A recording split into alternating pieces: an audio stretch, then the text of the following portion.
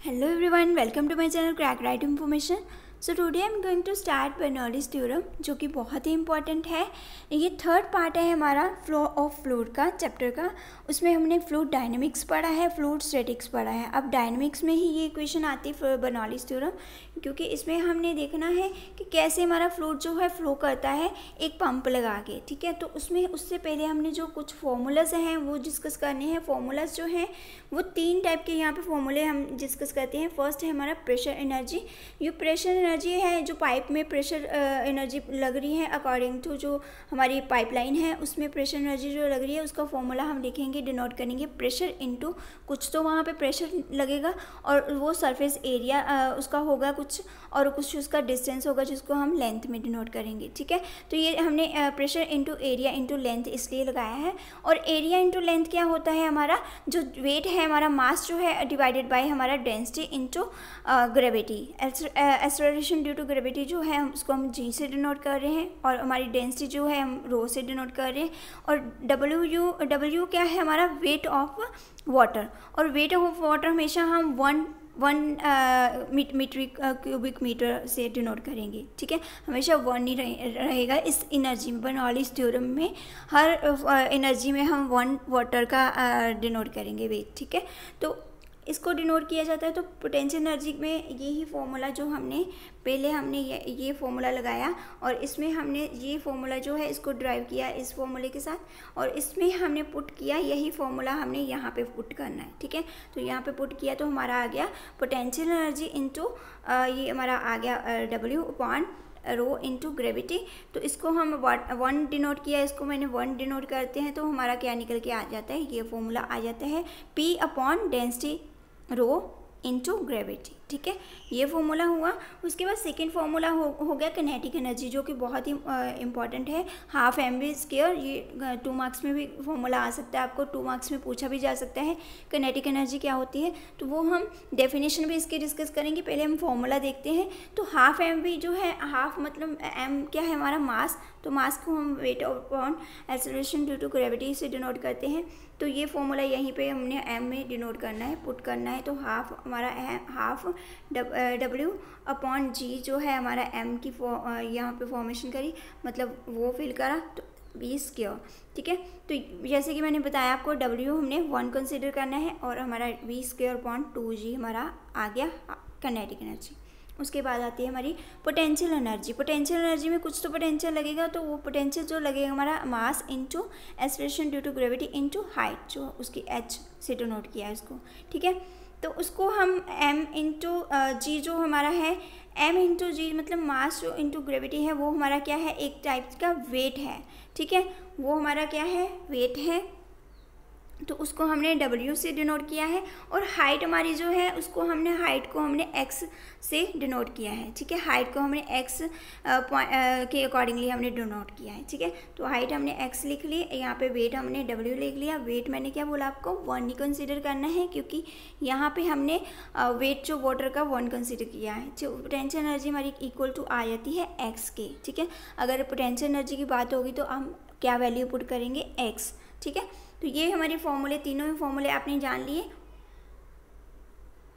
तो अभी हम स्टार्ट करते हैं बर्नौलीज थ्योरम क्या होती है। तो बर्नौलीज थ्योरम में ये देखो हमने पंप लाया एक, जहाँ से फ्लूइड फ्लो कर रहा है। ये हमारा पंप है, यहाँ पे हमारा फ्लूइड फ्लो हो रहा है, ये ऐसे करके ऐसे फ्लूइड फ्लो कर रहा है। ये हमारा A पॉइंट है, ये हमारा B पॉइंट है। यहाँ से इनिशियल एनर्जी है हमारी, स्टार्टिंग स्टेज है, और यहाँ से हमारी फाइनल स्टेज है। ये हमने फॉर्मूले वही लिखे हैं जो मैंने आपको बताया। ये पॉइंट B के अकॉर्डिंगली हमारा फॉर्मूलेज हैं, यहाँ पे हमारे पॉइंट A के अकॉर्डिंगली फॉर्मूलेज हैं। तो पॉइंट A के अकॉर्डिंगली प्रेशर एनर्जी का फॉर्मूला ये लगा दिया। यहाँ पे PA क्यों लगाया है और डेंसिटी A क्यों लगाया है, ये क्योंकि हम पॉइंट A की बात कर रहे हैं। और हमारी जो ग्रेविटी है वो हमारी सेम लग रही है, ना तो A और B की बात ही नहीं आ रही, क्योंकि हमारी ग्रेविटेशन फोर्स जो है, ऊपर कोई चीज़ जाएगी तो नीचे आएगी तभी ग्रेविटी लगेगी। तो हमारा दोनों साइड ग्रेविटी जो होगी सेम आ रही है, ठीक है। तो इसमें पोटेंशियल एनर्जी जो हाइट है, ये हमारी हाइट है, इसको हमने किससे डिनोट किया था, एक्स से। तो ए पॉइंट पे है इसलिए एक्स ए लगाया हुआ है, ठीक है। ये बी पॉइंट की आ गई और हमारी जो पोटेंशियल एनर्जी प्रेशर एनर्जी आ गई, ठीक है। ये हमारी काइनेटिक एनर्जी है और यहाँ पे हमारी काइनेटिक एनर्जी ऊपर भी है, ये वाली बी की पॉइंट की है, ठीक है। तो आपको ये डायग्राम जो है आपको समझ में आई होगी कि डायग्राम कैसे डिनोट की है। इसमें हम कौन कौन सी एनर्जी ऐड करेंगे, कौन सी एनर्जी लॉस होगी, वो हम बाद में देखते हैं। पहले हम बर्नौलीज थ्योरम के बारे में जानते हैं। तो बर्नौलीज थ्योरम है क्या? बर्नौलीज थ्योरम ये स्टेट करती है, in a steady state ideal flow of an incompressible fluid. जो हमारी स्टडी स्टेट होती है, एक ही मतलब स्टेट होती है, मतलब कांस्टेंट जो होती है।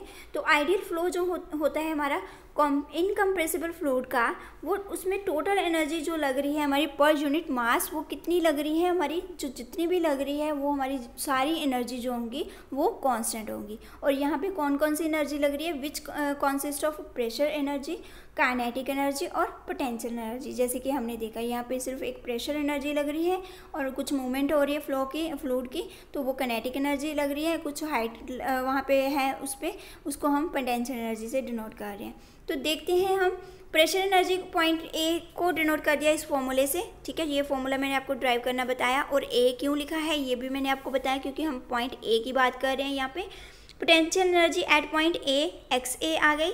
पोटेंशियल एनर्जी होती क्या है, इसको डिफाइन किया हुआ है। Potential energy of body is defined as the energy possessed by the body by virtue of its position और इट्स कॉन्फ़िगरेशन।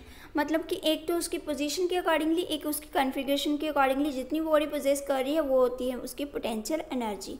तो पोटेंशियल एनर्जी को हमने म्यू ए स्क्वायर से किया है। ये फॉर्मूला मैंने आपको ड्राइव करना बताया अभी सबसे पहले, तो उस वही फॉर्मूला यहाँ पे पुट किया है। और उसके बाद काइनेटिक एनर्जी का अगर हम डेफिनेशन देखें तो क्या होती है, काइनेटिक का मतलब ही होता है मोशन, मूवमेंट होना, ठीक है।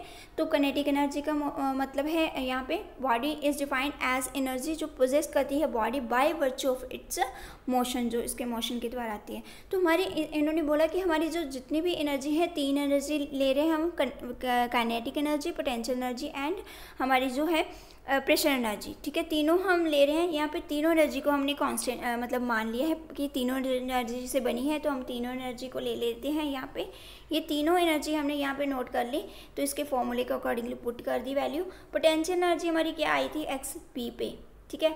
ये हमारी फॉर्मूले के अकॉर्डिंगली हमने यहाँ पे पुट करी है।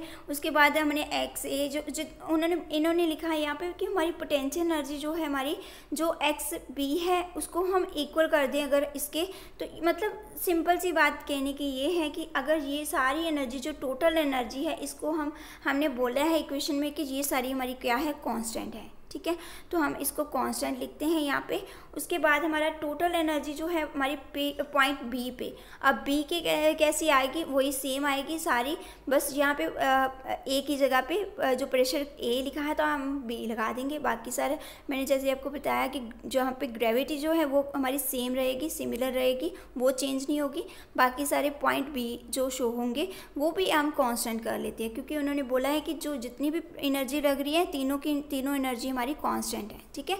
तो तीनों एनर्जी को हमने कांस्टेंट लिख लिया, पॉइंट ए वाले पोटेंशियल यहाँ पे भी और पॉइंट बी वाले पे भी।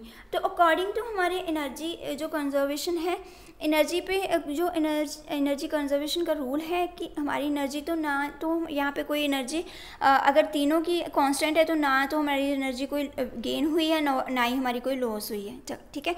तो यहाँ पे हम लिख देते हैं कि हमारी जितनी इनपुट थी उतनी ही आउटपुट जाएगी। जैसे सपोज मान लो कि हमारी 100 एनर्जी लगती है, 100 के अकॉर्डिंगली लगती है, तो हमारी जो आउटपुट होगी वो भी 100 ही होगी, ठीक है।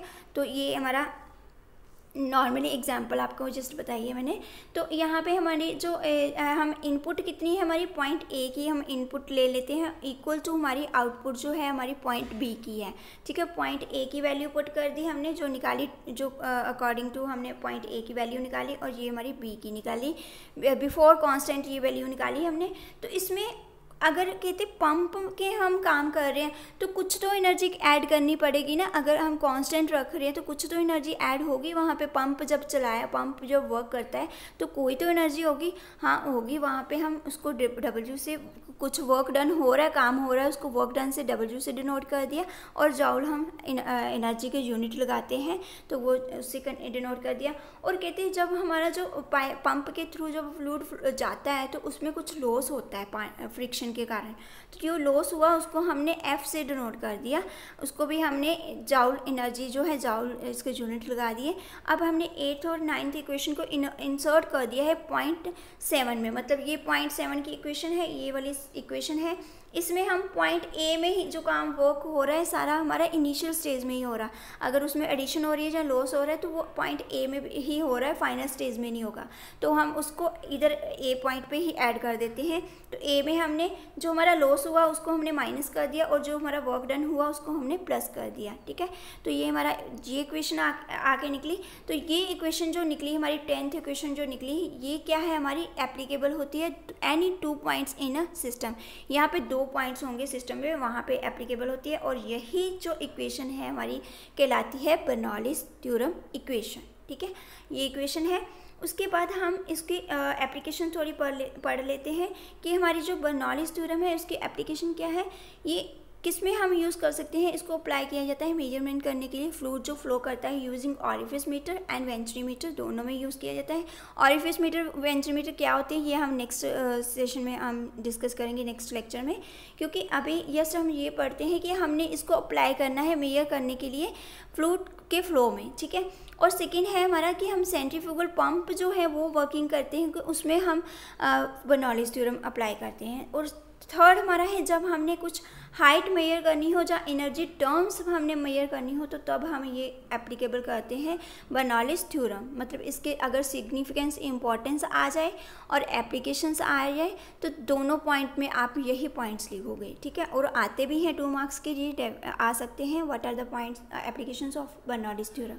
ठीक है, बट इसकी एक डिसएडवांटेज भी है कि नोट ये है, इसका स्पेशल नोट है, बहुत ही इम्पॉर्टेंट है कि जो बर्नौलीज थ्योरम है ये न्यूमेरिकली तो करेक्ट है, मतलब न्यूमेरिकली इक्वेशन वाइज तो बहुत बिल्कुल सही है, but it is not correct theoretically. अगर थ्योरेटिकली देखा जाए तो आपने देखा नहीं कि हम तो एनर्जी को हमेशा जॉल में ले रहे हैं और वर्क डन हो रहा है, वहाँ पे लॉस हो रहा है, तो हम यहाँ पे क्यों इक्वेशन के अकॉर्डिंगली हम कैसे निकाल पाएंगे। तो थ्योरेटिकली नहीं हम मान सकते, तो इसलिए इसको एक्चुअली मतलब ईच एनर्जी जो है उसको हम मेजर करेंगे जॉल पर मास से। इसलिए हम जो जितनी भी रिटर्नली लिखते हैं तो हमारी एनर्जी वो हम लिखते हैं उसको डिनोट करते हैं जॉल पर मास से।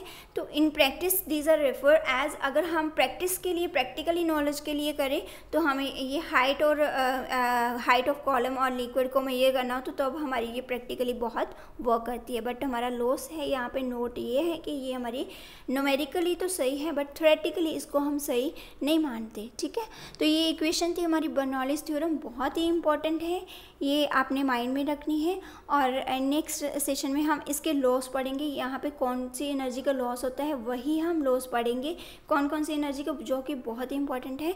तो नेक्स्ट सेशन में करेंगे। Thank you for watching this video and अगर आपने अभी तक चैनल को सब्सक्राइब नहीं किया तो you can click on subscribe button ताकि आपको नोटिफिकेशन डेली मिलती रहे। Thank you to all student and all the best to all students. Stay happy and healthy.